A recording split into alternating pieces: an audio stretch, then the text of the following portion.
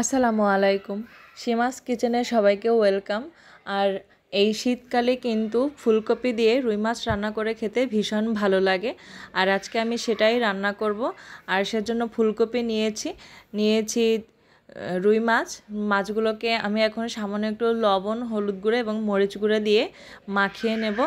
আর তারপরে আমি এগুলোকে তেলে ভেজে নেব। আর এখন মাছগুলো আমার কিন্তু মাখানো শেষ। এখন আমি চুলায় একটা ফ্রাই প্যান বসিয়ে দিয়েছি, সেখানে তেল গরম হতে দিয়েছি আর মাছগুলোকে উল্টে পাল্টে দুপাশ ভেজে নিচ্ছি। মাছগুলো যখন ভাজা হয়ে যাবে তখন আমি এটাকে রান্না করে নেব। আর সেজন্য আমি কড়াইতে তেল গরম হতে দিয়েছি। আর এই তেলের ভিতরে আমি 2 চামচ পেঁয়াজ বাটা দেব, হাফ চামচ রসুন বাটা দেব, আর হাফ চামচ আদা বাটা দেব, আর 3টি চেরা কাঁচা মরিচ দিয়ে দেব, আর 1/3 চামচ জিরা গুঁড়া এবং 1/3 চামচ ধনিয়ার গুঁড়া দিয়ে দেব। আর একটু তেল বাড়িয়ে দিচ্ছি। এখন আমি ভালোভাবে এগুলোকে কষিয়ে নেব। যতক্ষণ না পর্যন্ত কাঁচা গন্ধটা চলে যাবে ততক্ষণ পর্যন্ত এগুলোকে আমি নেড়ে চেড়ে ভেজে নেব। দিয়ে দিচ্ছি পরিমাণ মতো লবণ।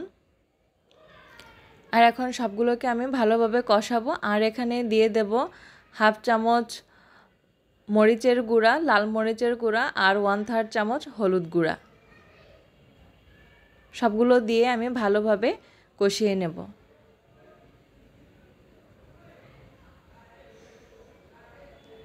এখন সামান্য একটু পানি দিয়ে দেব মশলাগুলোকে ভালোভাবে কষানোর জন্য। আর পানিটা দিয়ে আমি ভালোভাবে কষিয়ে নেওয়ার পরে এখানে সেই কেটে রাখা ফুলকপিগুলো দিয়ে দেব। আর ফুলকপিগুলোকে আমি ভালোভাবে কষিয়ে নেব এবং তারপরে পরিমাণ মতো পানি অ্যাড করব। আর আমার ভিডিওটি যে যেখান থেকে দেখছেন তাদের যদি ভালো লেগে থাকে তাহলে একটা কমেন্টস করে জানাবেন কেমন লেগেছে, আর একটা লাইক করে শেয়ার করে দিবেন। আর এখানে আমি দিয়ে দিচ্ছি ম্যাগি ম্যাজিক মশলা।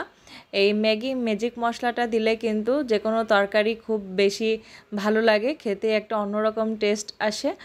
আর আপনারা চেষ্টা করবেন ম্যাগি ম্যাজিক মশলাটা দেওয়ার জন্য, তাহলে খুব সুন্দর একটা টেস্ট পাবেন।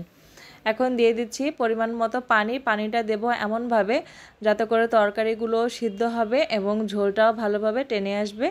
সে পর্যায়ে বুঝে পানিটা অ্যাড করবেন। এখন আমি পানিটা ফুটে উঠেছে ভালোভাবে, এখন মাছগুলো দিয়ে দিচ্ছি। আর এখন অপেক্ষা করব সবজিটা ভালোভাবে সিদ্ধ হয়ে ঝোলটা টেনে আসা পর্যন্ত। একটা ঢাকনা দিয়ে ঢেকে দিচ্ছি ভালোভাবে, তাহলে সবজিগুলো ভালোভাবে সিদ্ধ হবে। আর এখন ঝোলটা একটু টেনে আসলেই আমি এটাকে উঠিয়ে নামিয়ে নেব।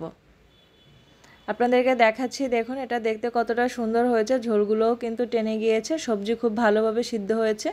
আর এখানে আমি ভাজা জিরার গুঁড়া উপর থেকে ছিটিয়ে দিচ্ছি, তাহলে কিন্তু খুব সুন্দর একটা ফ্লেভার পাওয়া যাবে। দেখুন এটা দেখতে যেমন সুন্দর দেখাচ্ছে, খেতেও কিন্তু ভীষণ ভালো হয়েছে। আপনারা এভাবে শীতকালে কিন্তু বিভিন্ন সবজি পাওয়া যায়, এই শীতকালীন সবজিগুলো দিয়ে মাছ রান্না করে এভাবে খেতে পারেন। আশা করছি আপনাদের ভিডিওটি ভালো লাগবে। আর ভালো লেগে থাকলে একটা লাইক করবেন আর কমেন্টস করে জানাবেন কেমন লেগেছে। আর যারা ফেসবুক থেকে দেখছেন তারা ফলো দিয়ে রাখবেন, যারা ইউটিউব থেকে দেখছেন তারা সাবস্ক্রাইব করে রাখবেন। আল্লাহ হাফেজ।